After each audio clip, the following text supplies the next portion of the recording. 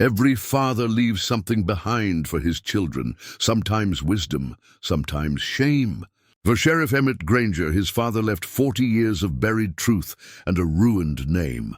At 63, Emmett thought his quiet days in Sand Mesa were about keeping peace in a dying town. That changed when his donkey Clementine came down Main Street, dragging a black sack. Inside weren't stolen goods, but weathered letters and photographs. Evidence from a murder trial that destroyed his father's reputation and left their family carrying shame. The sack had been buried behind the abandoned schoolhouse, hidden by someone wanting the truth dead. Now Emmett faces a choice that will define his years and put his father's ghost to rest. What happens when seeking justice for the dead threatens everything they have? Before we jump back in, tell us where you're tuning in from.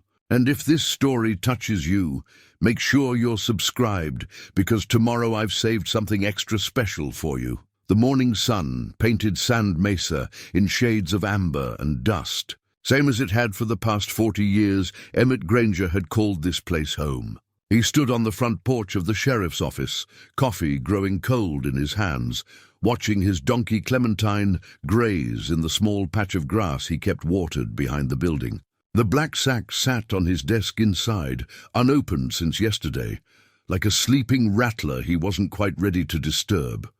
Sand Mesa had been dying a slow death for 2 decades now. The mining company pulled out in 2003, taking most of the young families with them. What remained was a collection of weathered souls who'd grown roots too deep to transplant. Retirees, ranchers hanging on by their fingernails, and folks like himself who'd never found a good enough reason to leave. The town that once boasted nearly 3,000 residents now counted fewer than 800, and most of those were over 50.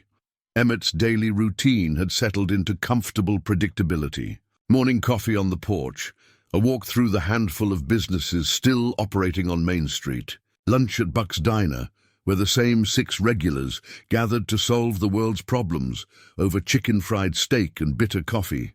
Then an afternoon drive through the surrounding ranchlands, checking on neighbors, and watching the sunset paint the mountains purple. It was a peaceful existence for a man who'd spent his younger years chasing trouble in bigger towns. But peace came with a price, the constant weight of his father's legacy hanging around his neck like a millstone. Thomas Granger had been Sand Mesa's sheriff for 15 years when it all went wrong in 1983.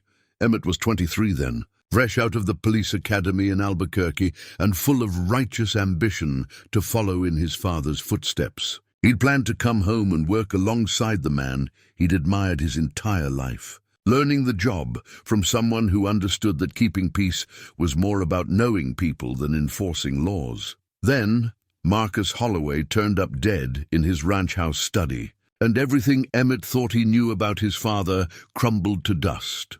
The trial had been a spectacle that drew reporters from 3 states. Marcus Holloway wasn't just wealthy. He was Sand Mesa's unofficial king, the man whose cattle operation and business dealings kept half the town employed.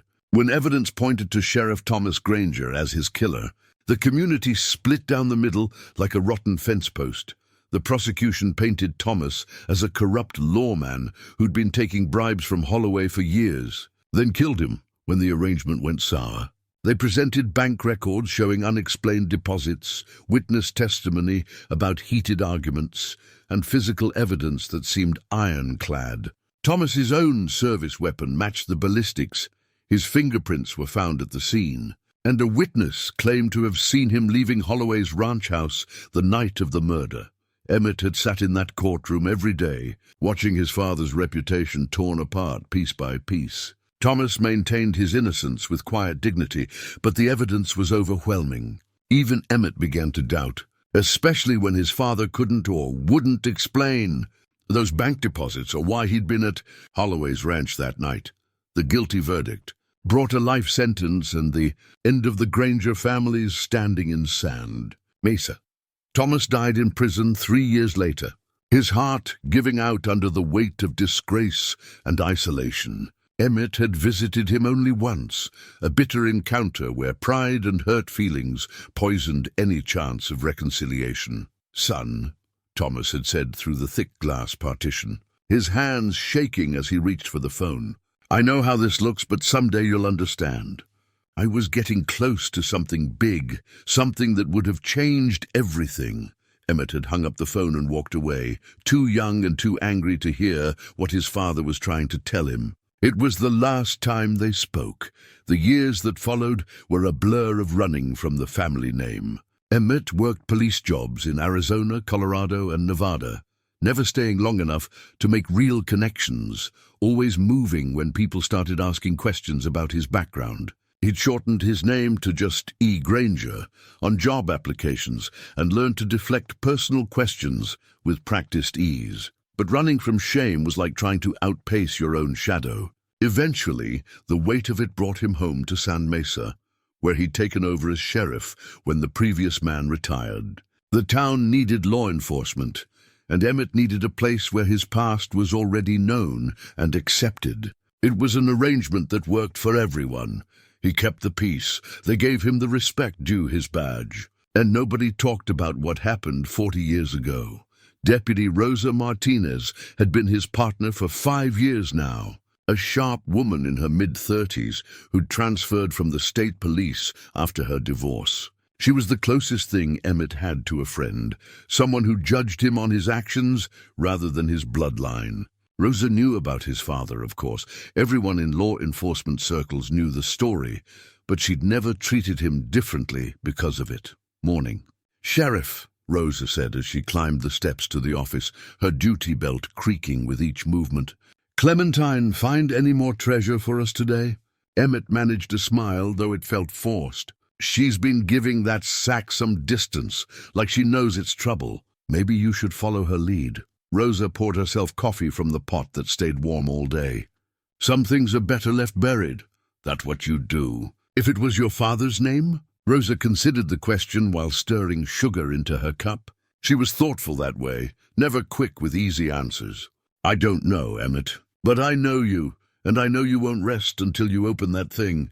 Question is, are you ready for what you might find?"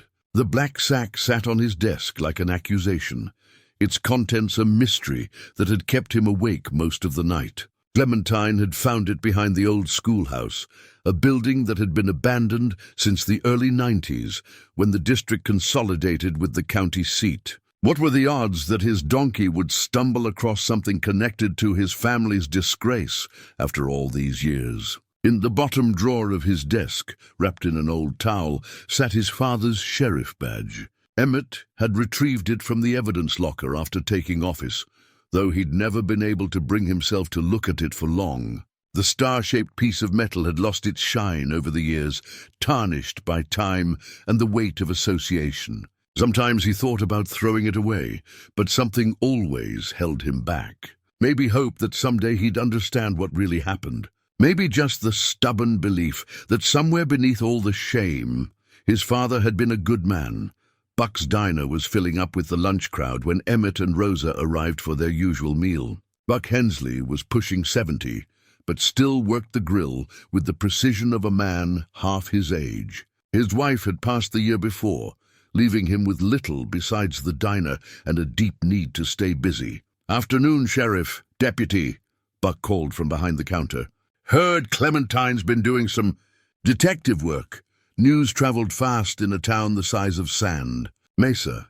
Emmett slid onto his usual stool, while Rosa claimed the booth in the corner that gave her a clear view of the door.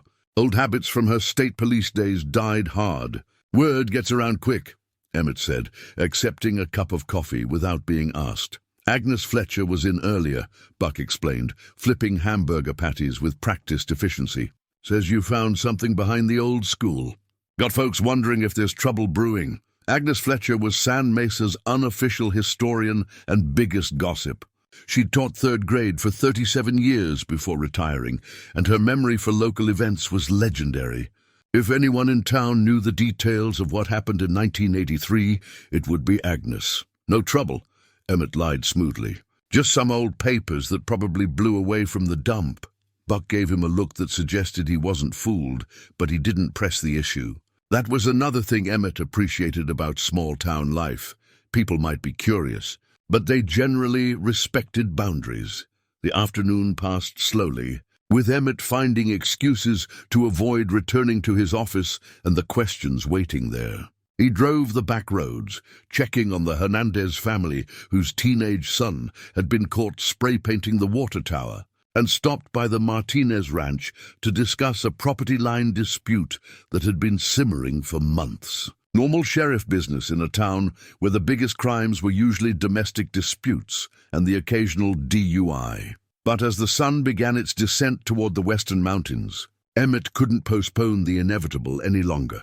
The black sack wasn't going to open itself, and 40 years of wondering wasn't going to end until he found the courage to face what was inside. Rosa was finishing paperwork when he returned to the office, her dark hair pulled back in the practical ponytail she favored on duty days. She looked up as he entered, her expression knowing. "You ready?" she asked simply.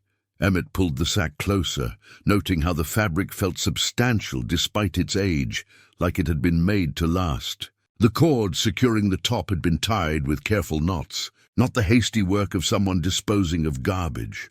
"As ready as a man can be to dig up his father's grave," he said, and began working at the knots with fingers that trembled only slightly.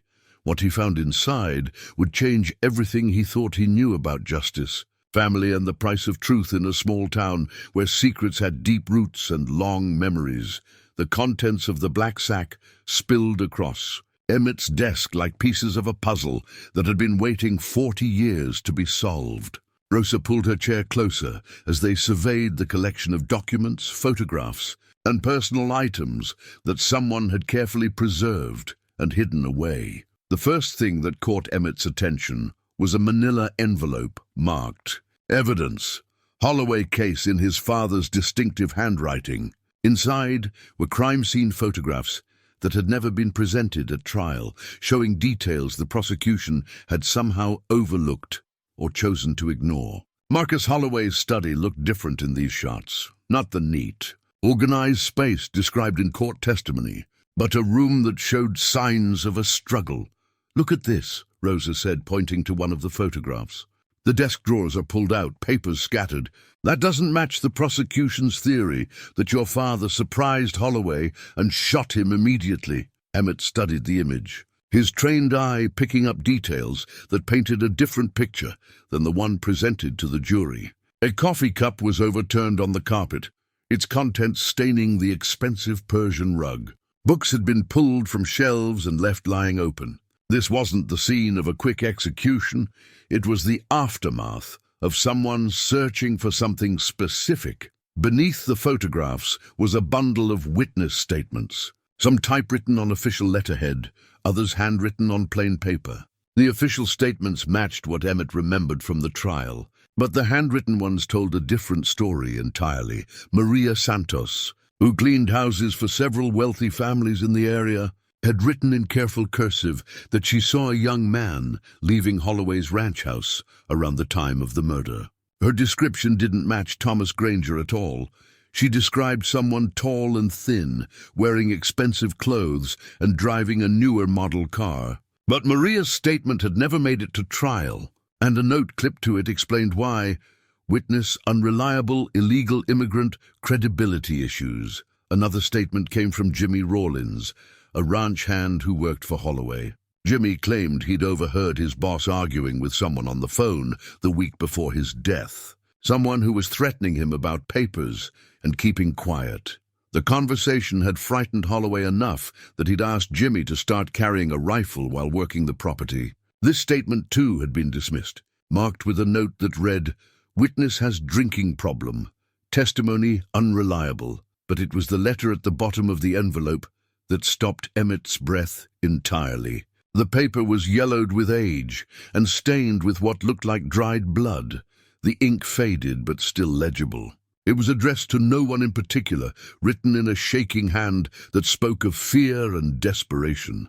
"I can't live with this anymore. Sheriff Granger was innocent. I killed Marcus Holloway because he was going to expose everything. The land deals, the bribes, the way we've been stealing from this town for years. My father said we had to stop him. said there was too much at stake to let one man's conscience destroy us all. I never meant for it to go this far. The letter went on to describe the murder in detail, explaining how the writer had gone to Holloway's ranch to reason with him, but the conversation had turned violent when Holloway refused to be silenced. The struggle in the study, the gun taken from Holloway's desk, the panic afterward when the writer realized what he'd done. We planted evidence to frame the sheriff, took his service weapon when he came to investigate the scene the next day, used it to make it look like he was the killer. My father knew people, judges and prosecutors who owed him favors. It wasn't hard to make the case stick. The letter was signed with initials. D.H. Rosa let out a long breath, her face pale in the fluorescent light of the office. David Harrison. Has to be Judge Harrison's son. Emmett nodded, his mind reeling as pieces of a 40-year-old puzzle began falling into place. Judge William Harrison had presided over his father's trial, the same man who'd sentenced Thomas Granger to life in prison. If his son was the real killer, then the corruption went deeper than anyone had imagined. Judge Harrison died 15 years ago, Emmett said, his voice barely above a whisper. But his son David is still alive. He's a state senator now, living up in the Capitol. There were more documents in the sack, bank records showing payoffs to witnesses, copies of evidence that had been lost during the investigation, and a detailed timeline that showed how the frame-up had been orchestrated. Someone, apparently Judge Harrison himself, based on the handwriting on several of the notes, had kept meticulous records of the conspiracy. At the bottom of the sack was a small leather journal, its pages filled with entries dating from 1983 to 1991. The handwriting was different from the confession letter, steadier, more controlled, but growing increasingly erratic as the years progressed. October 15th, 1983. The trial is over. Thomas Granger has been sentenced. I told myself it was necessary, that one man's life was worth preserving the stability of our community. But I can't sleep. I keep seeing his face when the verdict was read. December 3rd, 1983. David is falling apart. The drinking has gotten worse since the trial. He calls me crying in the middle of the night, talking about confessing. I had to threaten to disown him to keep him quiet. Sometimes I wonder if we made the right choice. May 12th, 1986. Thomas Granger died in prison today. Heart attack, they say, but I know better. We killed him as surely as if we'd put the gun to his head ourselves. David hasn't spoken to me in months. I think he blames me for pushing him to stay silent. The journal entries painted a picture of a man gradually consumed by guilt, watching his son spiral into alcoholism and depression while an innocent family paid the price for their crimes. The final entry was dated just months before Judge Harrison's own death. I've hidden the evidence where David will never find it. Someday someone needs to know the truth. Thomas Granger was a good man, and his family deserves better than the shame we've forced them to carry. Emmett sat back in his chair, overwhelmed by the weight of revelation. Everything he'd believed about his father, every doubt he'd harbored, every moment of shame he'd carried, it had all been based on lies. His father had died in prison, branded a murderer, and abandoned by his own son, when he'd been innocent all along. Jesus, Emmett, Rosa said softly, reaching across the desk to touch his hand. I'm so sorry. The apology broke something loose inside him, 40 years of buried grief and anger rising to the surface like floodwater. Emmett put his head in his hands and let the tears come, not caring that his deputy was watching, not caring about anything except the crushing weight of regret and the terrible certainty that he'd failed the man who'd raised him. When the storm passed, Rosa was still there, patient and steady as always. She'd made fresh coffee and gathered the documents into neat piles, organizing the evidence like the professional she was. What are you going to do? She asked. Emmett looked at the confession letter, at his father's badge sitting in the drawer, at the 40 years of lies spread across his desk. The smart thing would be to burn it all, to let the dead stay buried and preserve what was left of his quiet life. David Harrison was a powerful man now, with connections that reached far beyond Sand Mesa. Challenging him would bring scrutiny, media attention, and the kind of trouble that could destroy a small-town sheriff. But somewhere in the evidence was his father's voice, calling out from the grave for justice. Thomas Granger had died, believing his son would someday understand, would someday learn the truth and clear the family name. "I don't know yet," Emmett admitted, "but I know I can't ignore this. My father spent 3 years in prison for something he didn't do. He died thinking I believed he was guilty." Rosa nodded, understanding the weight of that burden. "Whatever you decide, you won't be doing it alone." Outside, the sun was setting behind the mountains, painting the sky the color of old blood. Clementine stood in her small pasture, watching the office windows, as if she knew the secret she'd unearthed were finally seeing the light of day. Emmett carefully placed the documents back in the sack, his mind already working through the implications of what they'd discovered. The truth had been buried for 40 years, but it was still truth. The question now was whether he had the courage to dig it up completely, no matter what the cost. 3 days passed before Emmett worked up the courage to knock on Agnes Fletcher's front door. The retired teacher lived in a Victorian house on Elm Street, the kind of place where doilies covered every surface and cats held court from windowsills. Agnes had been one of his father's friends before the trial, back when Thomas Granger was still welcomed at church socials and community meetings. "Emmett Granger," she said, opening the door with the kind of smile that didn't quite reach her eyes. "I wondered when you'd come calling." Agnes was 78 now, her silver hair pulled back in the same severe bun she'd worn during her teaching years. But her mind remained sharp as a tack, and her memory for local events was legendary. If anyone in Sand Mesa remembered the inconsistencies in his father's case, it would be Agnes. "Morning, Miss Fletcher. I was hoping we could talk about old times." She stepped aside to let him enter, gesturing toward a sitting room filled with photographs of former students and local history. "I suspect this is about that sack your donkey found." Word travels fast in a town this size. Emmett settled into an overstuffed armchair that had probably been old when he was a boy. "What do you remember about my father's case?" Agnes poured tea from a china service that looked too delicate for everyday use. "I remember a good man being railroaded by people who should have known better.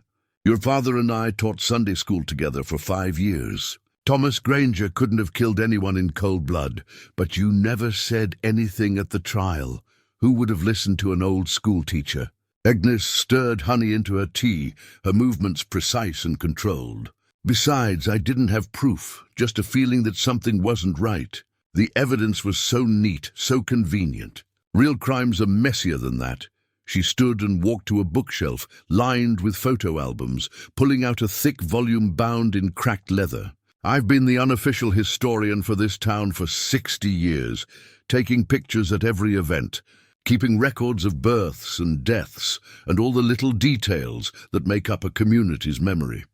The album fell open to a page of photographs from 1983, black and white images of the trial and its aftermath. Emmett saw his younger self in several shots, looking angry and confused as reporters shouted questions on the courthouse steps.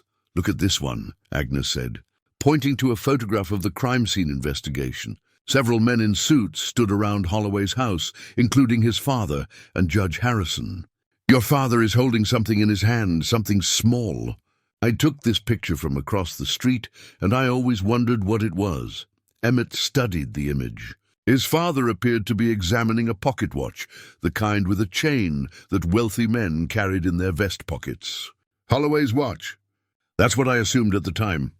But then it showed up as evidence against your father. Claimed he'd stolen it during the robbery, that it proved greed was his motive. But if the watch was evidence of theft, why was he examining it so openly at the crime scene?"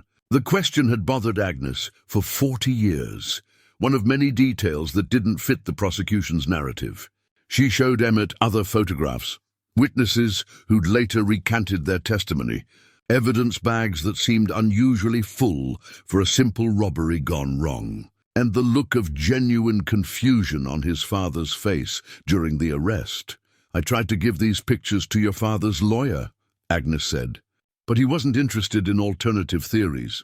Said the case was complicated enough without muddying the waters. Emmett felt the familiar anger rising in his chest. His father's court-appointed attorney had been overworked and underfunded, more interested in plea bargains than fighting for innocence. The real killers had counted on that, probably selected Thomas as their scapegoat precisely because they knew he wouldn't get adequate representation. When he left Agnes's house, Emmett drove slowly through downtown Sand Mesa, really looking at the town for the first time in years. Many of the families from 1983 were still here, their children now running businesses and serving on the town council. How many of them knew the truth about what had happened? How many were complicit in the cover-up? His phone rang as he pulled into the sheriff's office parking lot.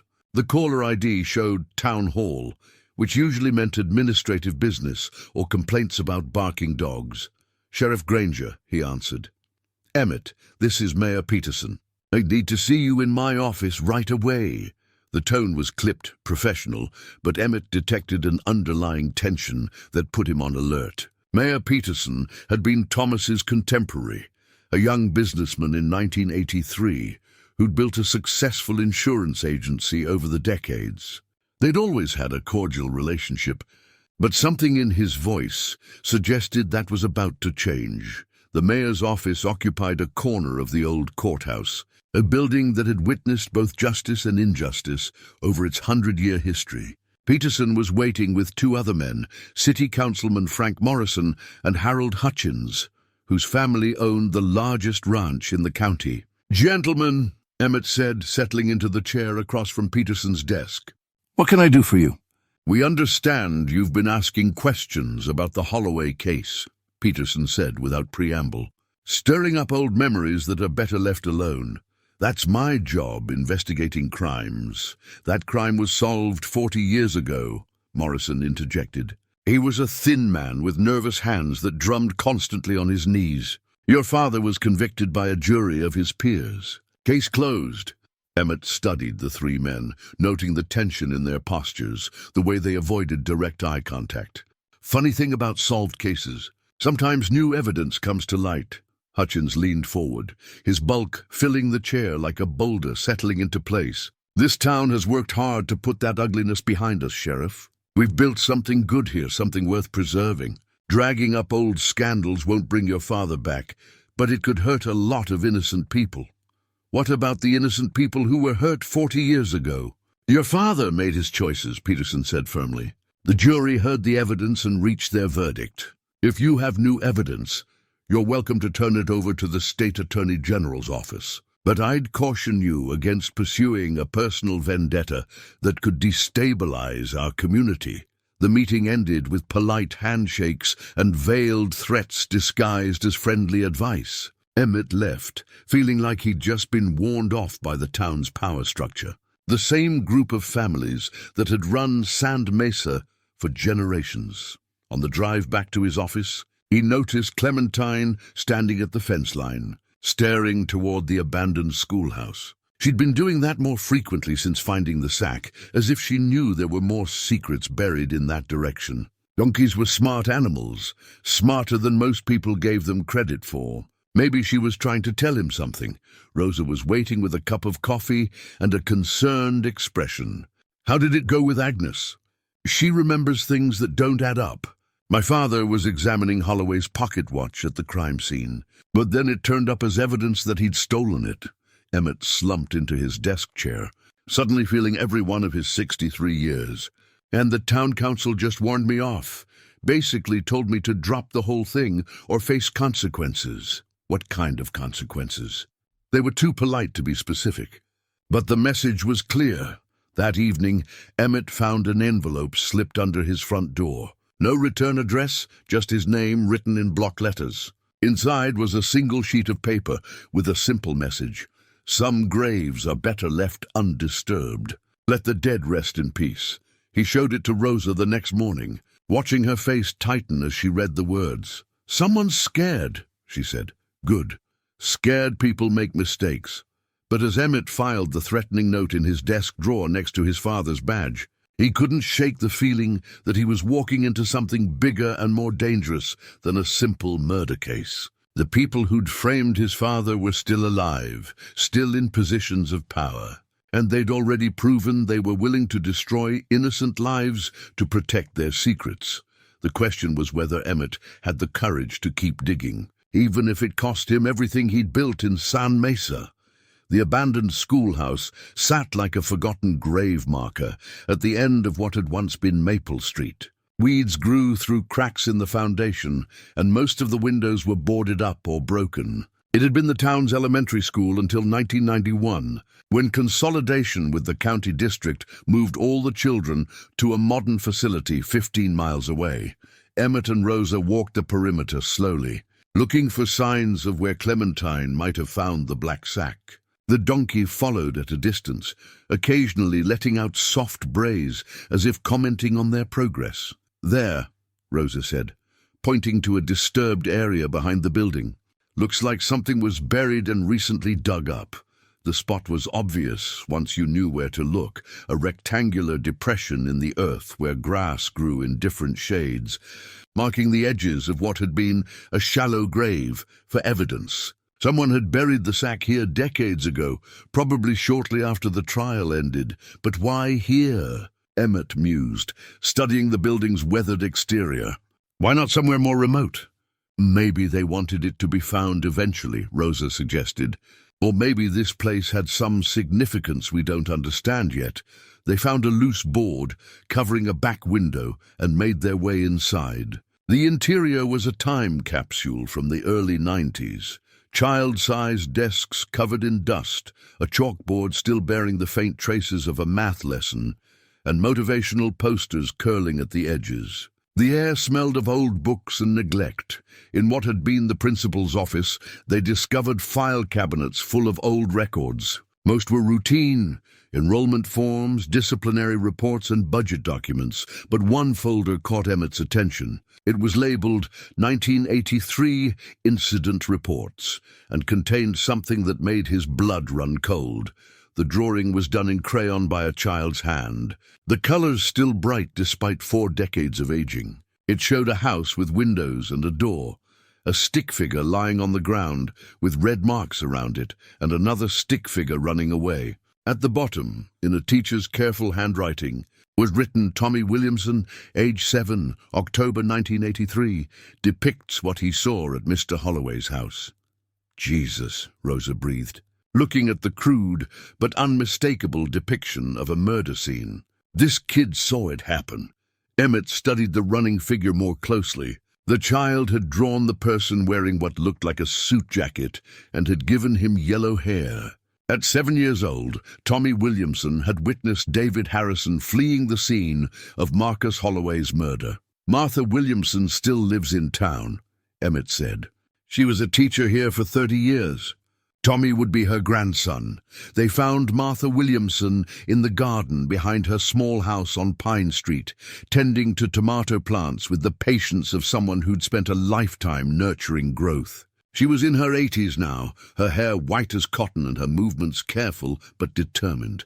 "Sheriff Granger," she said without looking up from her pruning. "I've been expecting you, ma'am. Tommy drew that picture 40 years ago. I've been waiting for someone to find it ever since." Martha straightened slowly, her weathered hands still holding the gardening shears. "I suppose you want to know what really happened." They sat on her back porch while Martha poured iced tea from a pitcher that sweated in the afternoon heat. Her hands shook slightly as she began her story, the weight of 4 decades of silence finally lifting from her shoulders. "Tommy was staying with me that week in October. His parents were going through a rough divorce, and I thought he needed some stability. He was always an adventurous boy, liked to explore." Martha's voice grew distant with memory. The Holloway ranch backed up to the school property. There was a path through the woods that kids used sometimes, even though they weren't supposed to. Tommy had been playing in those woods the evening of the murder, building a fort out of fallen branches and pretending to be a cowboy. He'd heard shouting from the direction of the ranch house and crept closer to investigate, the way curious children do. "He saw the whole thing through Mr. Holloway's study window," Martha continued. "The argument, the struggle, the shooting. He saw a young man with blonde hair running away afterward, getting into a fancy car. Why didn't you come forward? Martha's expression darkened. I tried. I called the sheriff's office the next day, told them about Tommy's drawing and what he'd seen. But then Judge Harrison himself came to see me, said the boy was traumatized and confused, that his testimony wouldn't be reliable. He said it would be better for everyone if we kept quiet. The judge had been persuasive, reminding Martha that she was a single woman raising her grandson, dependent on her teaching job for survival. He'd made it clear that her position in the community could become very uncomfortable if she insisted on pursuing the matter. I was scared, Martha admitted, shame coloring her voice. Harrison was a powerful man, and I was just a school teacher. I told myself that one child's word wouldn't matter anyway, that the adults would sort things out. But I kept the drawing just in case. Where's Tommy now? He lives in Denver, has a family of his own, but he still has nightmares sometimes, even after all these years. Children don't forget things like that. Emmett felt another piece of the puzzle click into place. The judge had known about the child witness from the beginning, had actively suppressed evidence that would have exonerated his father. The corruption ran even deeper than the documents in the black sack had suggested. As they prepared to leave, Martha touched Emmett's arm with a trembling hand. Your father was a good man, Sheriff. He came by the school sometimes, talked to the children about staying safe and making good choices. I should have spoken up for him back then. You were protecting your grandson. I was protecting myself, she corrected firmly. And an innocent man died in prison because of it. On the drive back to town, Emmett's phone rang.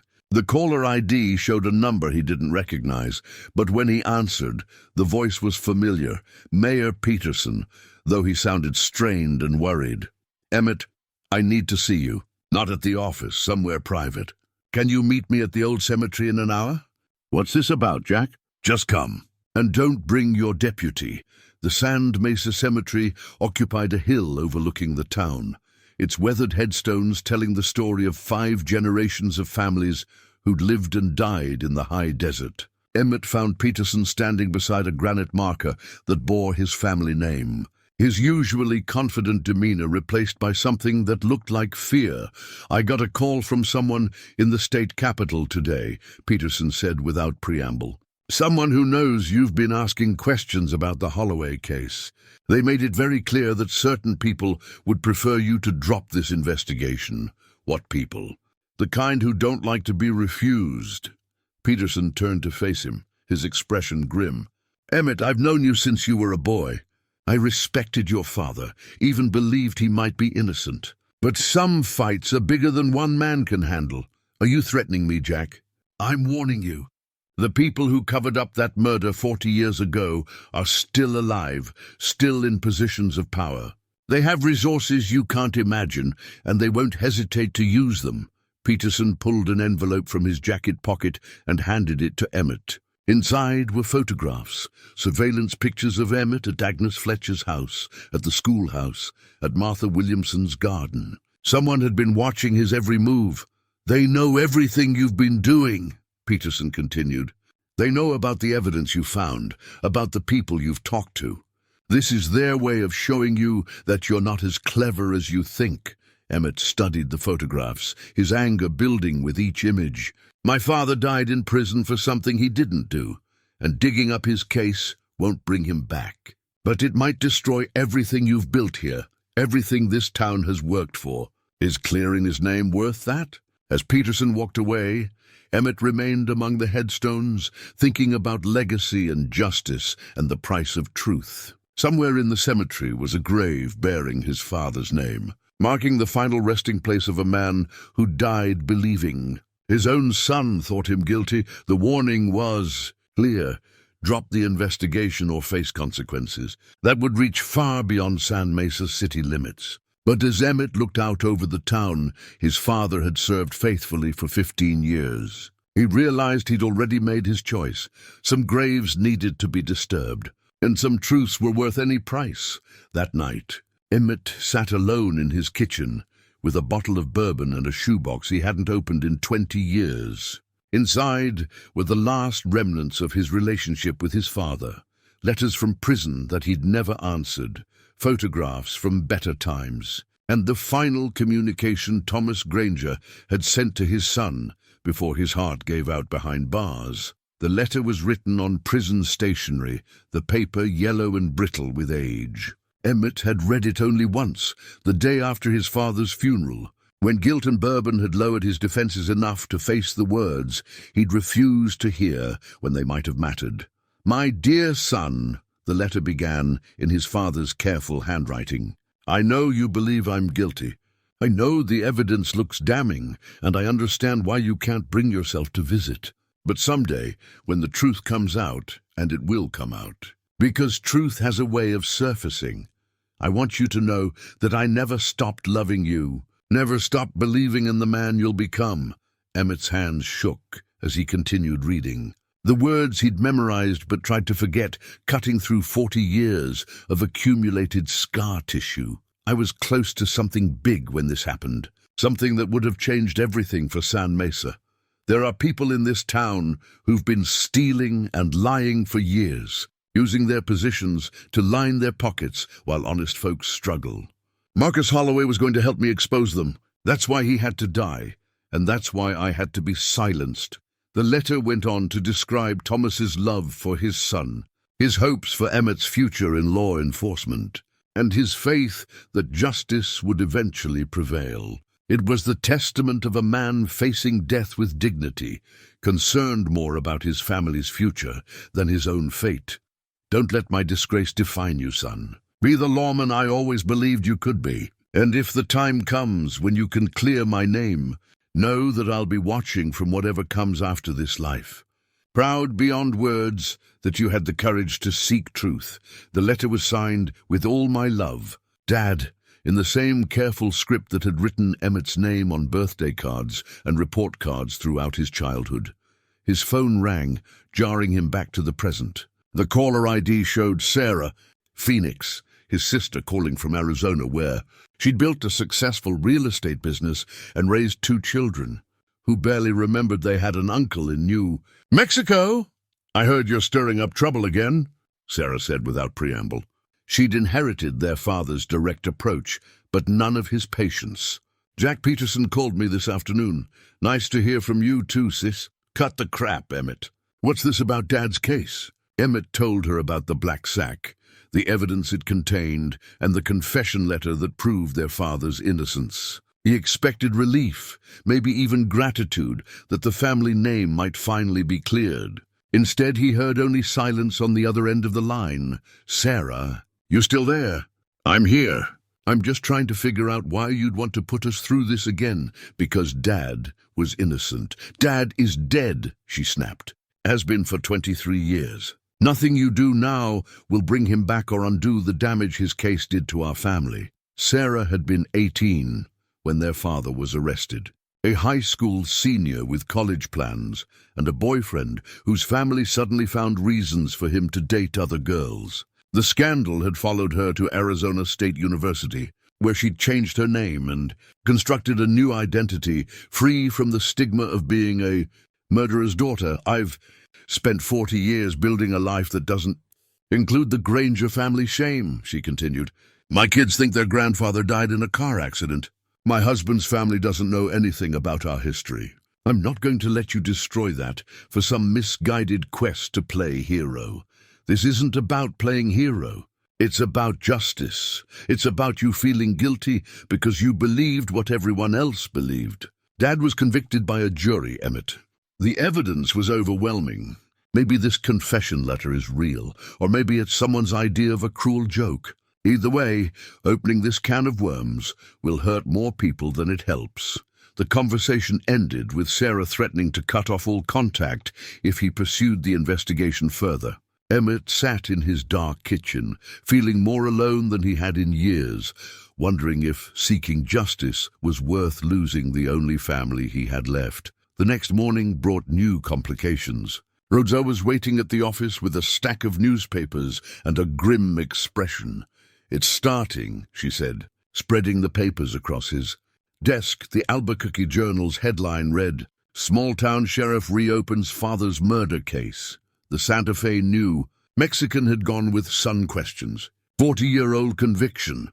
Both articles painted Emmett as either a grieving son seeking closure or a rogue cop pursuing a personal vendetta. Depending on which sources the reporters had consulted, how did they find out so fast? Someone wanted them to find out, Rosa said. This is pressure, Emmett.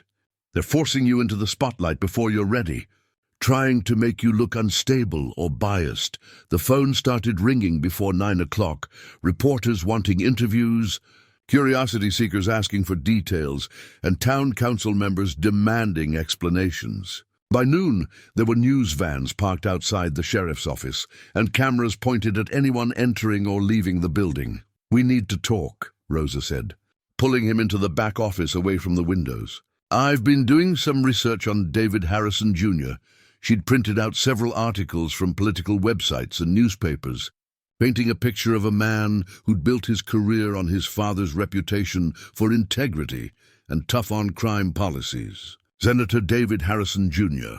sat on committees overseeing law enforcement funding and judicial appointments. He was mentioned as a possible candidate for governor in the next election cycle. He's been in rehab twice for alcoholism, Rosa continued.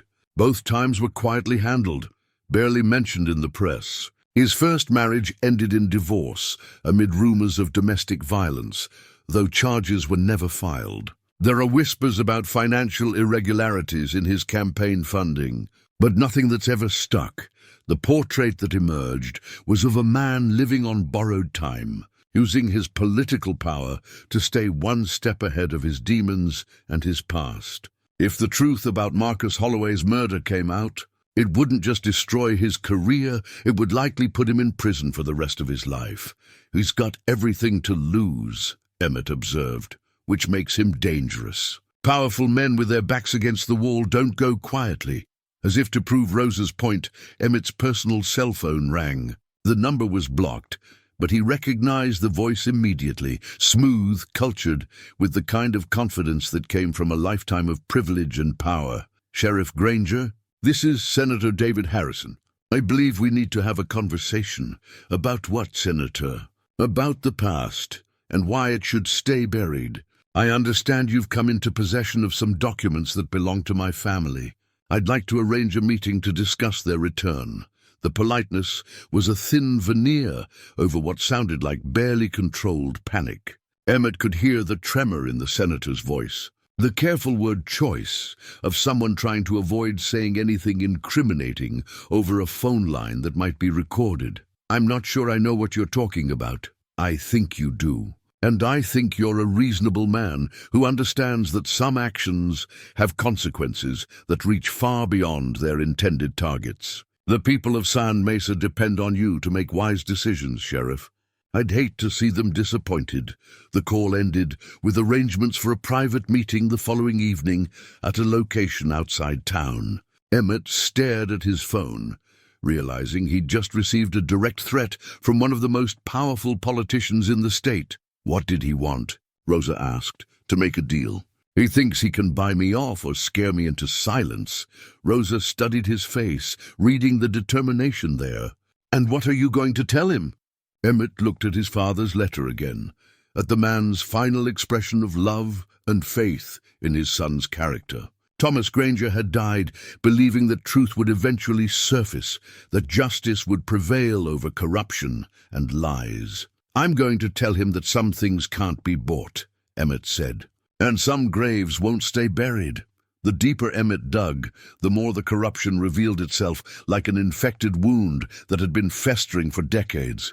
Rosa had obtained copies of the original court transcripts through official channels, and comparing them to the evidence in the black sack painted a picture of systematic perjury and evidence tampering that reached the highest levels of the county's legal system. Prosecutor William Marsh, who had built his career on the Holloway case and later became a district attorney, had suppressed witness statements that contradicted his theory. 3 separate witnesses had reported seeing a young man with blonde hair leaving the Holloway ranch. but their statements had been buried in favor of testimony from two men who claimed they saw Thomas Granger's patrol car in the area. "Look at this," Rosa said, pointing to a handwritten note clipped to one of the suppressed statements. Marsh knew the witnesses were describing David Harrison, but he chose to ignore it.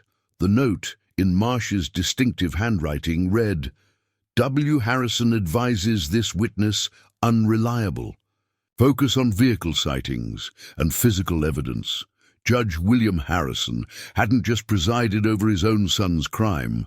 He'd actively orchestrated the cover-up from the bench, using his authority to ensure that damaging evidence never reached the jury. But why? What had Marcus Holloway done to warrant murder? The answer came from an unexpected source. Agnes Fletcher called that afternoon with information that changed everything. "I've been going through my old photo albums," she said. "I found something you need to see." They met at her house, where Agnes had spread dozens of photographs across her dining room table. The images spanned several years in the early 1980s, documenting town events, business openings, and social gatherings. Marcus Holloway was involved in everything back then, Agnes explained. Town council meetings, the Chamber of Commerce, Planning Commission hearings. He was particularly interested in land development issues. One photograph caught Emmett's attention, a groundbreaking ceremony for a shopping center that had never been built. Holloway stood beside Judge Harrison and several other prominent citizens, all wearing hard hats and forced smiles. The date on the back was March 1983, 7 months before the murder. That was the Riverside Development Project, Agnes said. They were going to build a big shopping complex on the old Henderson Ranch land. The project fell through after Mr. Holloway died, but there were rumors about irregularities in the land acquisition. Rosa made notes while Agnes described the controversy. The Henderson family had owned a large ranch on the outskirts of town for 3 generations, but they'd been forced to sell when the bank called in their loans unexpectedly. The land was purchased by a development company for a fraction of its value, then resold to investors for 10 times what they'd paid. The whole thing stank, Agnes continued, but nobody wanted to ask too many questions. Judge Harrison's family had connections to the development company, and Prosecutor Marsh's law firm represented several of the investors. Emmett felt the pieces clicking into place. Marcus Holloway hadn't been killed during a robbery gone wrong. He'd been silenced because he'd discovered the land fraud scheme and threatened to expose it.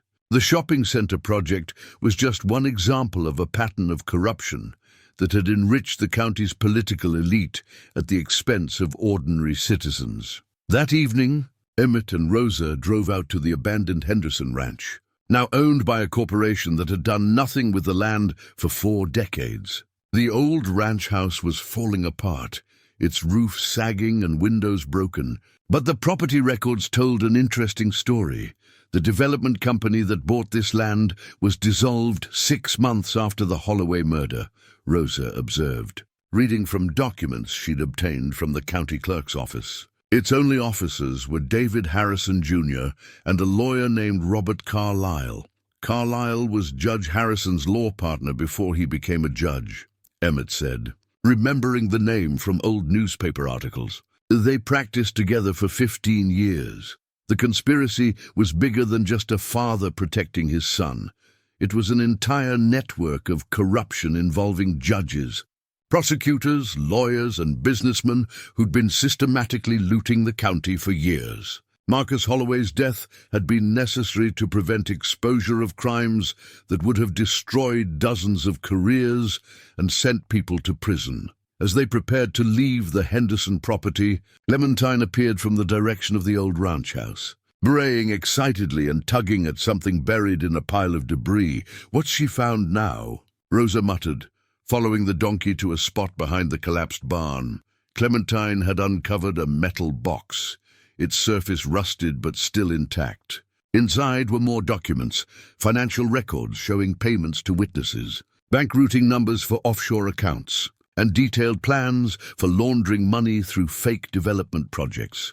But the most damaging evidence was a small leather journal that had belonged to Judge Harrison himself. The entries written in his careful handwriting, documented the conspiracy from the inside. April 15th, 1983. David came to see me tonight, covered in blood and babbling about Marcus, threatening to ruin us all. I cleaned him up and sent him home, then drove out to the ranch to see what he'd done. Marcus was dead, shot twice in the chest. David had panicked and run, leaving evidence everywhere.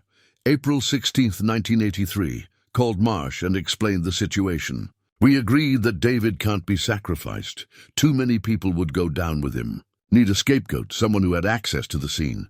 Thomas Granger investigated the original call, has no alibi for the time of death. He'll have to do. The entries continued for months, detailing the systematic corruption of evidence, the intimidation of witnesses, and the careful orchestration of Thomas Granger's conviction. Judge Harrison had felt guilt about framing an innocent man, but he'd felt greater loyalty to his son and his co-conspirators. September 12th, 1983. The trial begins tomorrow. They've reviewed all the evidence with Marsh. Everything points to Granger, and we've neutralized the witnesses who might contradict our version. Still, I can barely sleep. Thomas is a good man, but sacrifices must be made for the greater good. October 20th, 1983. Guilty verdict. Thomas looked at me when they read it, and I saw something in his eyes that will haunt me forever. He knows this is wrong, knows he's been framed, but he also knows he can't prove it. I've condemned an innocent man to die in prison. The final entries showed Harrison's deteriorating mental state as the years passed, his increasing reliance on alcohol and sleeping pills, and his desperate attempts to justify what he'd done. November 3rd, 1986, Thomas Granger died in prison today. Heart attack, they said, but I know better. We killed him as surely as if we'd put the gun to his head. David hasn't spoken to me in months, too consumed by his own guilt to face mine. The money we stole feels like blood money now. As Emmett read the judge's confession, his phone rang. The caller ID showed the sheriff's office number, but Rosa was standing right beside him. Sheriff Granger, he answered cautiously. This is dispatch. We've got a situation at your office, sir. Someone broke in and trashed the place. You need to get back here right away. They arrived to find the sheriff's office torn apart. File cabinets had been overturned, computers smashed, and papers scattered everywhere. But the real message was clear. The black sack and its contents were gone, along with every copy Emmett had made of the evidence. They were thorough, Rosa observed, surveying the damage. Professional, but not thorough enough, Emmett said, pulling the metal box from his truck. They didn't know about this. As they stood in the wreckage of his office, Emmett realized the stakes had been raised considerably. Someone with resources and connections had decided that intimidation wasn't enough. They were willing to commit crimes to keep their secrets buried, but they'd underestimated both Emmett's determination and Clementine's uncanny ability to find hidden evidence. The donkey had led them to two separate caches of damaging material. As if she understood the importance of the truth coming to light, the war for justice was just beginning, and Emmett intended to win it, no matter the cost. Agnes Fletcher was waiting on her front porch when Emmett and Rosa arrived the next morning, her usually composed demeanor replaced by something that looked like relief mixed with fear. She'd called before dawn, her voice shaking as she asked them to come immediately. I can't carry this burden anymore, she said without preamble, leading them into her sitting room. 40 years is long enough to keep a secret that destroyed a good man's life. She moved with surprising steadiness to an old secretary desk in the corner, one of those antique pieces with multiple drawers and hidden compartments. Her fingers found a concealed catch, and a panel slid away to reveal a space that had been hidden for decades. Inside was a manila envelope thick with documents and photographs, along with a small tape recorder that looked ancient by modern standards. I was there that night, Agnes said, her voice barely above a whisper, at the Holloway Ranch. Marcus had asked me to come, said he had something important to show me, something that would change everything for Sand Mesa. Emmett felt the ground shift beneath him. Agnes Fletcher, the town's respected historian and former teacher, had been withholding evidence for 40 years. Evidence that could have saved his father's life. You were a witness. I was supposed to be Marcus's insurance policy. He'd discovered something terrible about the land development schemes, about how Judge Harrison and his associates were stealing from the county. He wanted someone trustworthy to see the evidence, someone who could speak up if anything happened to him. Agnes opened the envelope with trembling hands, revealing photographs of documents, financial records, and correspondence that painted a picture of systematic corruption reaching back years. But it was the tape recorder that held her most devastating secret. I was hiding in Marcus's study when David Harrison Jr. arrived that night. The boy was drunk, desperate, demanding that Marcus destroy the evidence his father had given him. When Marcus refused, David became violent. She pressed play on the ancient recorder, and the room filled with voices from 4 decades in the past. The sound quality was poor, but the words were clear enough to understand. "You don't understand," a young man's voice pleaded, slurred with alcohol and panic. "If this comes out, it'll destroy my father. Destroy everything we've built. Your father should have thought of that before he started stealing from honest people," Marcus Holloway replied, his voice steady but strained. "I've got enough evidence here to send half the county government to prison. Please, Marcus, we can work something out. Money, anything you want. What I want is for the corruption to end. Your father has been using his position to enrich himself and his friends, while families like the Hendersons lose everything. It stops now." The conversation continued for several minutes, growing more heated as David Harrison Jr. realized that Holloway couldn't be bought or intimidated. Then came the sounds of a struggle, furniture crashing, voices raised in anger. And finally, 2 gunshots that echoed through the recording, with devastating clarity. Agnes stopped the tape, tears streaming down her weathered cheeks. "I saw him run away afterward. David Harrison Jr., covered in blood, stumbling to his car like he couldn't believe what he'd done. Why didn't you come forward?" Rosa asked gently. "Because I was a coward." Agnes's voice was filled with self-recrimination.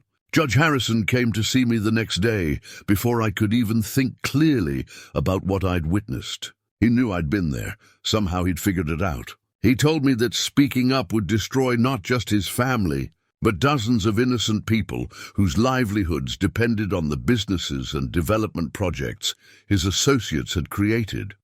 The judge had been persuasive, painting a picture of economic collapse if the corruption was exposed. He'd also made subtle threats about Agnes's teaching position, her pension, and her ability to remain in Sand Mesa if she caused trouble. He said they needed someone to blame for Marcus's death, and that Thomas Granger was the logical choice. Thomas had been investigating the land deals, getting too close to the truth. Framing him would silence 2 threats at once. Agnes had rationalized her silence by telling herself that one person's testimony wouldn't be enough to overcome the evidence being manufactured against Thomas Granger. She'd convinced herself that speaking up would only result in her own destruction without saving an innocent man. "I've relived that decision every day for 40 years, she said. "When your father died in prison, I wanted to come forward, but by then it seemed too late. David had gotten his life together, become a politician. Exposing him wouldn't bring Thomas back." Emmett studied the documents Agnes had preserved, recognizing some of them as missing pieces from the evidence in the black sack. Together, they formed a complete picture of the conspiracy that had destroyed his father and enriched the county's political elite. "There's more," Agnes said, pulling out a hand-drawn map. "Marcus showed me where he'd hidden his original research, his insurance policy, against exactly what ended up happening. He said if anything happened to him, someone should look in his safe." The map showed the Holloway Ranch property, with an X marked near what appeared to be the main barn. Marcus Holloway had anticipated that his enemies might kill him, and he'd prepared accordingly. "He had a hidden safe," Agnes explained, "built into the foundation of the old barn. He said it contained copies of everything, all the financial records, all the proof of corruption. But after he died, the property was sold, and the new owners demolished most of the outbuildings." Emmett felt a familiar stirring of hope. If the safe still existed, if it hadn't been discovered during the demolition, It might contain the definitive proof needed to expose the conspiracy and clear his father's name. They drove to the Holloway Ranch in Rosa's patrol car, following Agnes's directions to what had once been the main compound. The property had changed hands several times over the decades, but the current owners lived in Phoenix and used the land primarily for hunting leases. The ranch house was gone, replaced by a modern cabin, but the barn Agnes remembered was still standing, though in poor repair. Its stone foundation looked solid, despite 40 years of neglect. "There," Agnes said, pointing to a section of the foundation that looked slightly different from the rest. Marcus said it was hidden behind loose stones, camouflaged to look like part of the original construction. It took them an hour of careful searching before Rosa found the concealed entrance. Behind what appeared to be solid stone was a metal door, its surface green with age but still secure. Inside was a space barely large enough for a briefcase, but what it contained was priceless. Marcus Holloway's insurance policy consisted of financial records going back 5 years, documented proof of bribes paid to county officials, and detailed plans for fraudulent development projects that would have stolen millions of dollars from taxpayers. There were also photographs of meetings between Judge Harrison, Prosecutor Marsh, and various business associates, along with handwritten notes detailing their criminal activities. But the most damaging evidence was a letter Marcus had written to his lawyer, to be opened only in the event of his death. The letter detailed everything he'd discovered about the corruption network and identified Judge Harrison as the ringleader. "He knew they were going to kill him," Rosa observed, reading over Emmett's shoulder. "He was ready for it." As they catalogued the evidence from the safe, Emmett's phone rang. The caller ID showed Senator David Harrison Jr.'s number. "Sheriff Granger, I believe we had an appointment to meet this evening." "I'm not sure that's necessary anymore, Senator." A long pause, then Harrison's voice, colder now and stripped of its earlier politeness. "I think you'll find it very necessary, unless you want to see your little town become a casualty of your stubbornness." "Is that a threat?" "It's a reality. Sand Mesa depends on state funding for road maintenance, school support, and emergency services. It would be unfortunate if budget cuts force the closure of essential services. Small towns have a way of drying up and blowing away when they lose state support." The senator was threatening to use his political influence to punish the entire town for Emmett's investigation. It was exactly the kind of abuse of power that had gotten Marcus Holloway killed 40 years ago. "I'll see you tonight," Emmett said. "But this time I'll be bringing my own evidence."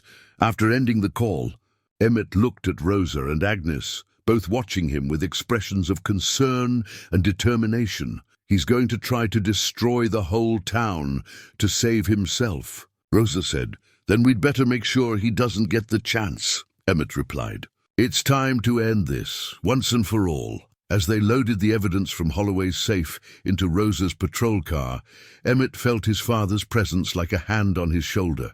Thomas Granger had died, believing that truth would eventually surface, that justice would prevail over corruption and lies. Tonight, Emmett intended to prove him right. The Sand Mesa Sheriff's Office had been transformed into a war room. Evidence boxes covered every available surface. Whiteboards displayed timelines and connections between corrupt officials, and copies of documents were organized in careful stacks awaiting review. Rosa had worked through the night scanning and cataloging everything they'd found, creating digital backups that were stored in multiple secure locations. Agnes Fletcher sat in the corner, looking older than her 78 years, but determined to see justice done after 4 decades of silence. She'd brought her own boxes of evidence, photographs, newspaper clippings, and personal observations she'd recorded over the years, but never shared with anyone. "I've been documenting this corruption without even realizing it," she said, spreading historical photographs across Emmett's desk. "Every town council meeting, every business opening, every social event. The same faces keep appearing together, the same patterns of interaction." Emmett studied the images with new understanding. "Judge Harrison, Prosecutor Marsh, and various businessmen appeared together consistently throughout the early 1980s, their relationships closer than professional courtesy would suggest. They were conspirators hiding in plain sight, protected by their respectability and positions of authority. "We need to contact the State Attorney General's office," Rosa said, reviewing the legal implications of what they'd discovered. "This is too big for local law enforcement to handle alone." Emmett had been thinking the same thing. Senator David Harrison, Jr. had too much political influence to be brought down by a small-town sheriff, no matter how compelling the evidence. They needed allies with resources and authority that matched or exceeded Harrison's own power. The call to the State Attorney General's office went better than expected.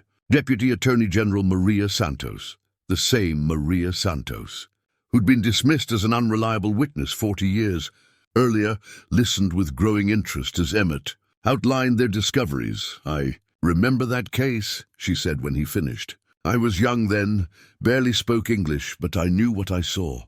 Judge Harrison's son leaving that ranch house, blood on his clothes, driving away like the devil himself was chasing him. Nobody would listen to me because I was just a cleaning lady, an illegal immigrant whose word meant nothing."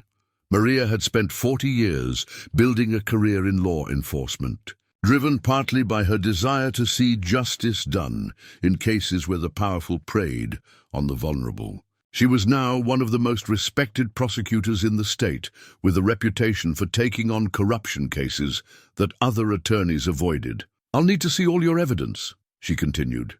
"If it's as solid as you say, we can move forward with charges. But you need to understand, going after a sitting state senator will bring scrutiny like you've never experienced. They'll attack your credibility, your motives, everything about your personal and professional life." "I understand. But my father died in prison for something he didn't do.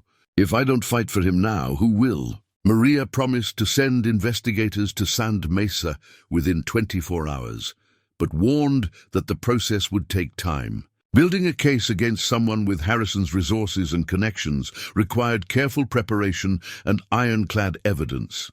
"In the meantime, be very careful," she advised. "Cornered politicians can be extremely dangerous, and Harrison has too much to lose to go quietly." Her warning proved prophetic. That afternoon, Emmett returned from lunch to find his office door standing open and a man in an expensive suit waiting inside. The stranger was tall and lean, with the kind of pale eyes that suggested violence was never far from the surface. "Sheriff Granger. My name is Michael Carlyle. I work for certain interests that would prefer this investigation to end quietly." "Carlyle." Emmett recognized the name from the old documents. "Related to Robert Carlyle, Judge Harrison's former law partner." "My father, yes. He was a practical man who understood that sometimes difficult decisions have to be made for the greater good. I inherited his appreciation for practical solutions. The threat was barely veiled." Carlyle explained that his associates had significant investments in Sand Mesa and the surrounding county, investments that would be jeopardized if Emmett's investigation continued. He offered a substantial sum of money for Emmett to retire quietly, along with guarantees that the town would receive favorable treatment in future state budget allocations. "And if I refuse?" Carlyle's smile never reached his eyes. "Then we'll have to explore less pleasant alternatives. Accidents happen, Sheriff. Equipment fails, roads ice over unexpectedly, buildings catch fire. It would be tragic if something happened to you or your deputy, but these things occur in small towns where safety standards aren't always what they should be." After Carlyle left, Emmett called Rosa immediately. "Pack a bag and stay somewhere safe tonight. They're escalating. What about you?" "I'm going to finish what my father started." That evening, Emmett drove to Sand Mesa Cemetery as the sun painted the mountains purple and gold. His father's grave occupied a modest plot in the older section, marked by a simple headstone that bore only the basic facts. Thomas Granger, 1937 to 1986, beloved father. Emmett knelt beside the grave, brushing away leaves that had accumulated since his last visit. He'd come here often over the years, especially on the anniversary of his father's death, but always as a man carrying shame and doubt. Tonight, he came as a son seeking forgiveness. "I'm sorry, Dad," he said aloud, his voice carrying across the quiet cemetery. "I should have believed in you. I should have fought for you when it mattered." He told his father's memory about everything they'd discovered, the evidence, the conspiracy, the truth that had been buried along with Thomas Granger's reputation. He explained about the fight that lay ahead, the risks involved, and his determination to see justice done, regardless of the personal cost. As he spoke, Emmett felt a weight lifting from his shoulders. 40 years of accumulated guilt and regret finally beginning to dissolve. His father had been right to expect vindication eventually. Truth had a way of surfacing, no matter how deeply it was buried. Walking back to his truck, Emmett found Rosa waiting beside his vehicle. She'd ignored his advice about staying safe, as he'd known she would. "You didn't think I'd let you face this alone, did you?" They drove through downtown Sand Mesa, noting how the news coverage had affected the town. Some businesses had closed early, their owners apparently unwilling to be caught in whatever storm was brewing. Others remained defiantly open, their lights burning bright against the gathering darkness. At Buck's Diner, they found the usual crowd gathered around tables pushed together to accommodate heated discussions. The town was dividing along generational lines, older residents who remembered the original, Case and younger ones who knew only the sanitized version that had become local legend. Emmett's stirring up trouble for no good reason, Harold Hutchins was saying to anyone who would listen. Thomas Granger was guilty as sin, and no amount of wishful thinking is going to change that. But Martha Williamson was there too, quietly telling her story about Tommy's drawing and Judge Harrison's threats. Agnes Fletcher sat beside her, finally sharing the burden she'd carried alone for 4 decades. "The truth needs to come out," Martha said firmly. "I should have spoken up 40 years ago, and I won't make the same mistake twice." Buck himself seemed torn between old loyalties and new revelations. He'd known Thomas Granger personally, had always harbored private doubts about the man's guilt. But he'd also built his business in a community that preferred comfortable lies to uncomfortable truths. "If Thomas was innocent," he said slowly, "then we all failed him. The whole town, the whole system. That's a heavy burden to carry." As the evening wore on, Emmett received calls from reporters, politicians, and activists who'd heard about the case through various channels. Some offered support, others demanded interviews, and a few made thinly veiled threats about the consequences of challenging powerful interests. But the call that mattered most came from Tommy Williamson in Denver. Martha had contacted her grandson, now a middle-aged accountant with children of his own, and convinced him to share his childhood memories with investigators. "I never forgot what I saw," Tommy told Emmett over the phone. "For 40 years, I've carried the guilt of staying silent while an innocent man paid the price. I'm ready to testify, ready to tell the truth about what David Harrison Jr. did that night."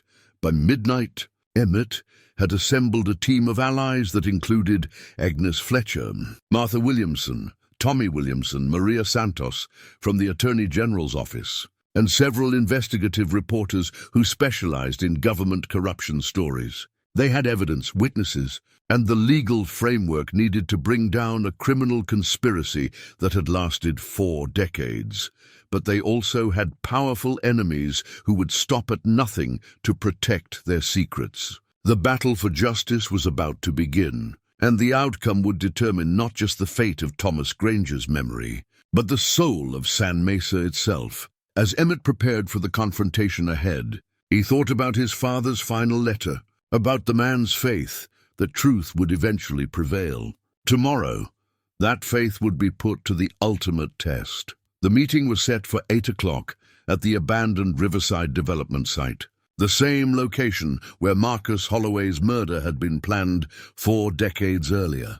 Emmett arrived 30 minutes early, checking the digital recording equipment Rosa had obtained from the State Attorney General's office. The device was no larger than a matchbook, but its capabilities far exceeded anything available in 1983. Senator David Harrison Jr.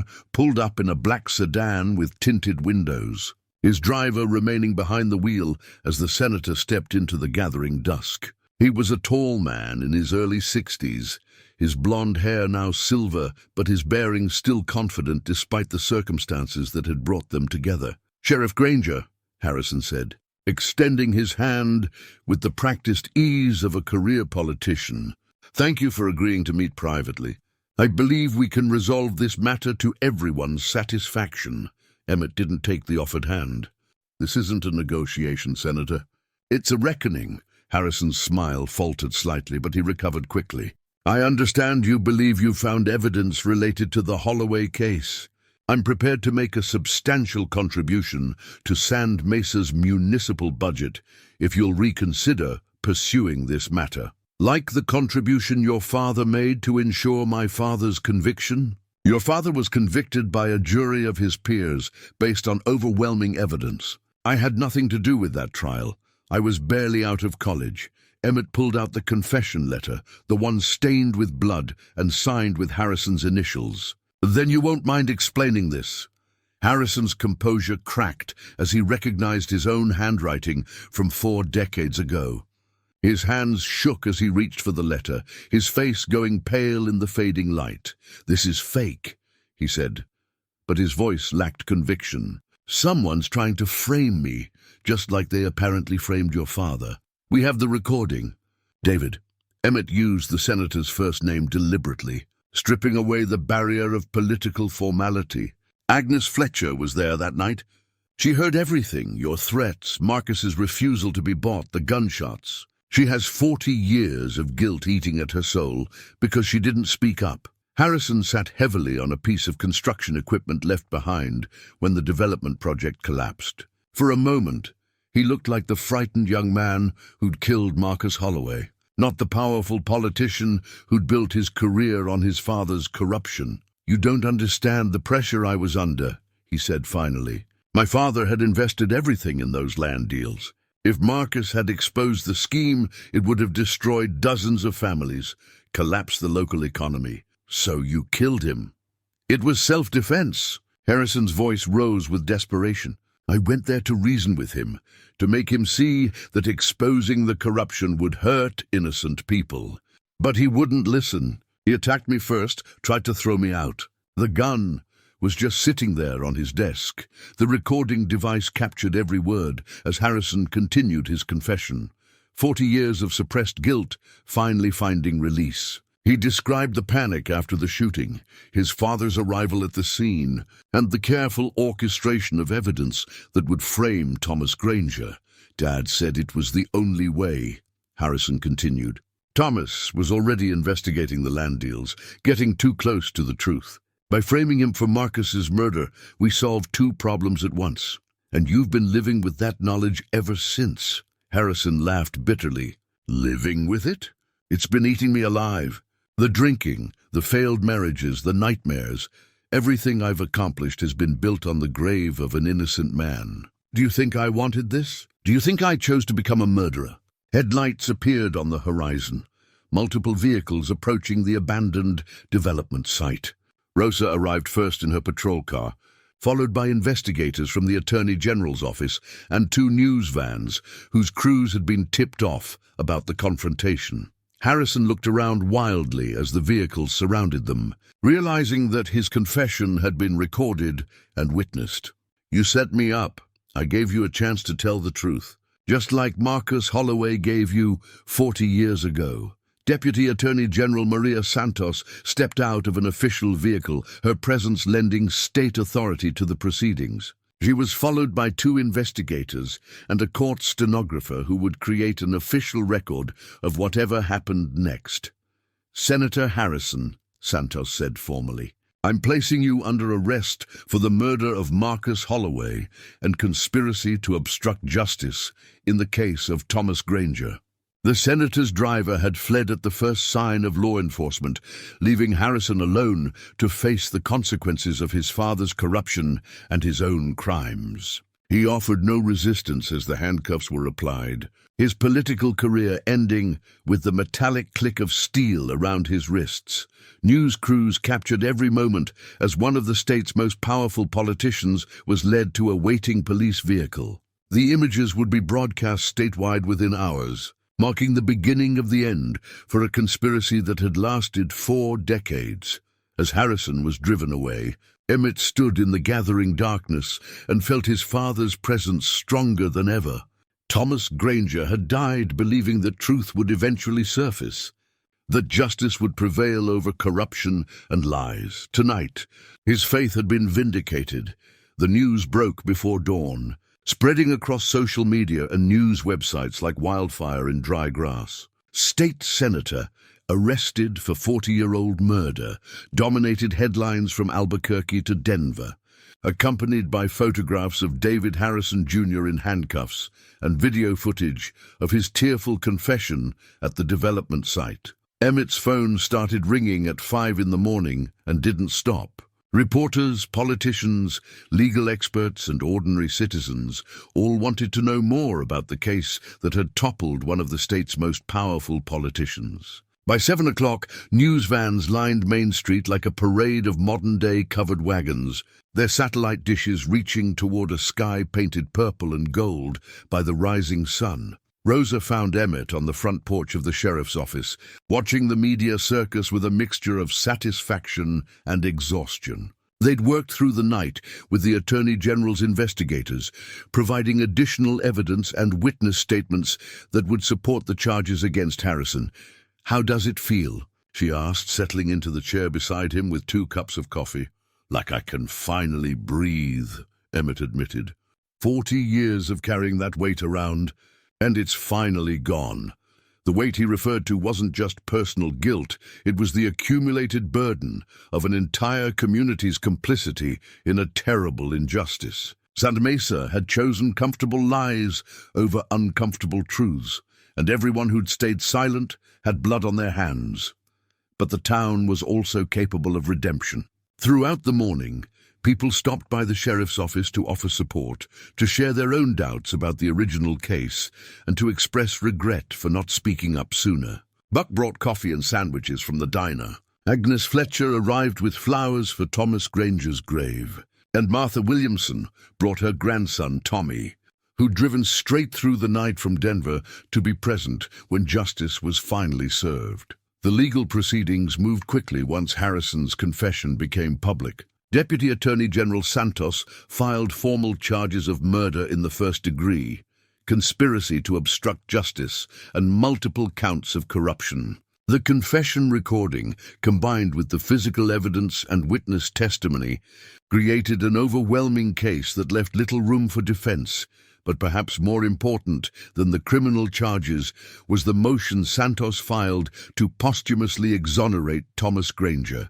The original court transcript would be amended to reflect the true facts of the case, officially clearing the name of a man who died in prison for crimes he didn't commit. "Your father's conviction will be formally overturned this afternoon," Santos told Emmett during a brief break in the legal proceedings. "The court record will show that he was the victim of a conspiracy, not a perpetrator of murder." The moment Emmett had dreamed of for 40 years arrived with surprising quietness. Judge Patricia Morales, who'd replaced Judge Harrison on the bench decades earlier, read the exoneration order in a courtroom filled with reporters and townspeople. The words were simple and direct, but they carried the weight of vindication for a man who died believing his son thought him guilty. Based on newly discovered evidence and the confession of the actual perpetrator, the court finds that Thomas Edward Granger was wrongfully convicted of the murder of Marcus Holloway. All charges against Mr. Granger are hereby dismissed, and his conviction is expunged from the record. The court expresses its profound regret that an innocent man suffered and died as a result of this miscarriage of justice. Emmett felt Rosa's hand squeeze, his shoulder as the judge's words echoed through the courtroom. Around them, people wiped away tears, not just for Thomas Granger, but for their own complicity in a system that had failed so completely. Outside the courthouse, Emmett faced a crowd of reporters and cameras that stretched down the street. Questions came from all directions. How had he known his father was innocent? What had motivated him to reopen the case? How did it feel to clear his family name? "My father was a good man who believed in justice," Emmett said simply. "He died in prison, but he never lost faith that the truth would come out eventually." Today, that faith was vindicated.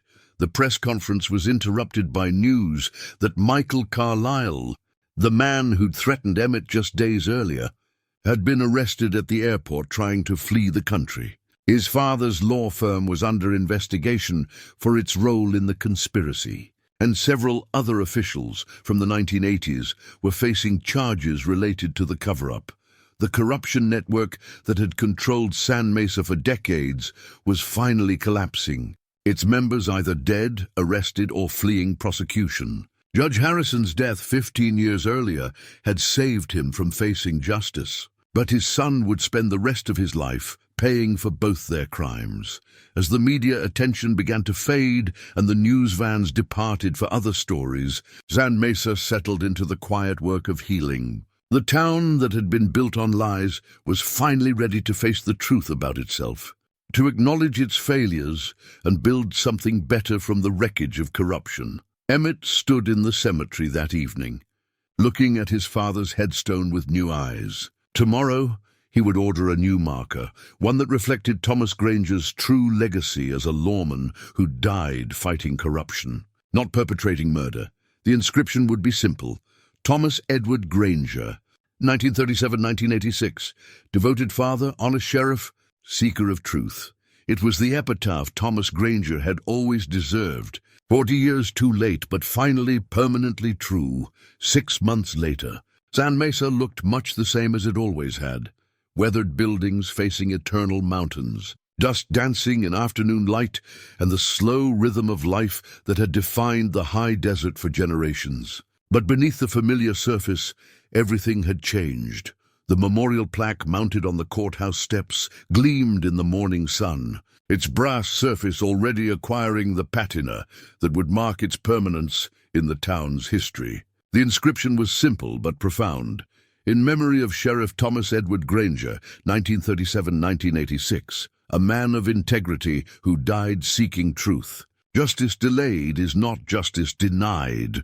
Emmett read the words every morning when he arrived at work, still feeling a sense of wonder that his father's name had been restored to its rightful place of honor.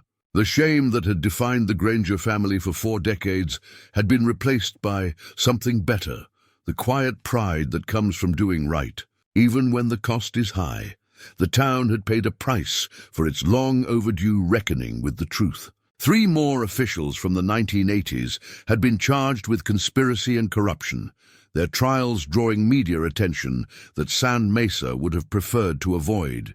Several businesses with connections to the old corruption network had closed, unable to survive the scrutiny that followed the Harrison investigation. But for every door that closed, another opened. The federal government had provided grants to help Sand Mesa rebuild its infrastructure and attract new businesses, partly as compensation for the decades of theft that had stunted the town's growth. Young families were moving back, drawn by affordable housing and the promise of honest governance. Rosa had been offered a promotion to the state police, a career opportunity that would have taken her far from Sand Mesa and its complicated history.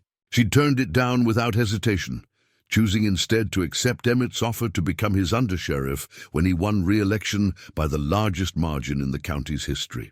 "This town needs people who understand what we've been through," she'd explained when he'd asked why she was staying.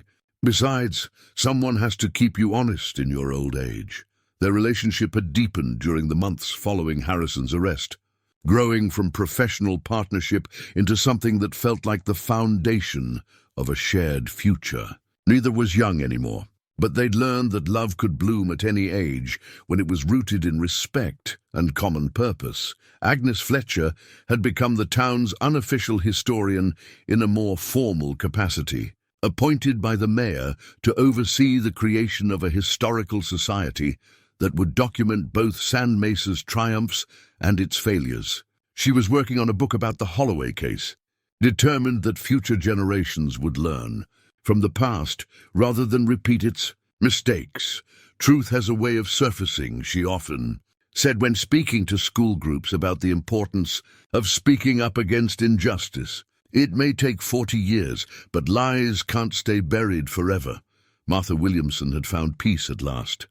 Her grandson Tommy, having become a regular visitor to Sand Mesa as he helped his grandmother preserve the evidence that had finally brought justice. The child's drawing that had depicted the real killer was now framed in the Historical Society's museum, a reminder that truth often comes from unexpected sources. Even Clementine had benefited from the changes. The donkey now grazed in a larger pasture behind the sheriff's office, her days of wandering the desert alone replaced by the companionship of 2 rescue horses that Rosa had convinced Emmett to adopt. She still had an uncanny ability to find things that others had lost. Old bottles, forgotten tools, and once, memorably, a wedding ring that had been missing for 15 years. But her most important discovery remained the black sack that had contained 40 years of buried truth. Sometimes Emmett wondered if she'd been guided by some force beyond understanding, as if his father's spirit had led her to the evidence that would finally clear his name. The changes in Sand Mesa reflected larger shifts in the state's political landscape. David Harrison Jr.'s conviction had triggered investigations into corruption networks across multiple counties, resulting in dozens of arrests and the recovery of millions of dollars in stolen public funds. The case had become a symbol of how patient, investigation, and moral courage could triumph over entrenched corruption. Emmett's role in exposing the conspiracy had brought offers from larger law enforcement agencies, book publishers, and Hollywood producers interested in turning the story into a movie. He'd turned them all down, content with his quiet life as sheriff of a small town that was finally learning to trust its institutions again. On this particular morning, as autumn painted the mountains in shades of gold and crimson, Emmett stood on his office porch with his usual cup of coffee, watching Clementine and her companions graze peacefully in the morning light. The town was stirring to life, Buck opening his diner for the breakfast crowd, children walking to school without the shadow of old secrets darkening their path, and people going about their business with the confidence that comes from knowing their leaders are honest. Rosa emerged from the office with her own coffee, settling beside him in the companionable silence they'd learned to value. They no longer needed words to communicate their thoughts. The weight of shared experience had created understanding that went deeper than conversation. "Any regrets?" she asked finally, a question she posed occasionally when the morning was particularly quiet. Emmett considered it seriously, as he always did. The past year had brought pain along with justice, the agony of confronting his own failures as a son, the burden of watching his community reckon with its complicity in injustice, and the knowledge that his father had died, believing himself abandoned and betrayed. But it had also brought redemption. Thomas Granger's name was cleared, his reputation restored, and his faith in eventual justice vindicated. The corruption that had poisoned Sand Mesa for decades was finally rooted out, replaced by the kind of honest governance his father had died trying to establish. "No regrets," Emmett said finally, his voice carrying the quiet certainty of a man at peace with his choices. "Dad always said truth has a way of surfacing. Sometimes it just takes longer than we'd like." The morning sun climbed higher, burning away the last traces of desert mist and illuminating a town that had finally learned to face its past honestly. In the distance, Clementine raised her head and brayed once, a sound that seemed to carry across the high desert like a promise that truth, once uncovered, could never be buried again. Every father leaves something behind for his children. Thomas Granger had left his son a legacy of integrity and a faith in justice that had survived 4 decades of doubt and shame. It was the inheritance worth any price, and one that would endure long after the last echoes of the past had faded into memory. Sand Mesa was home again, And Emmett Granger was finally the lawman his father had always believed he could become.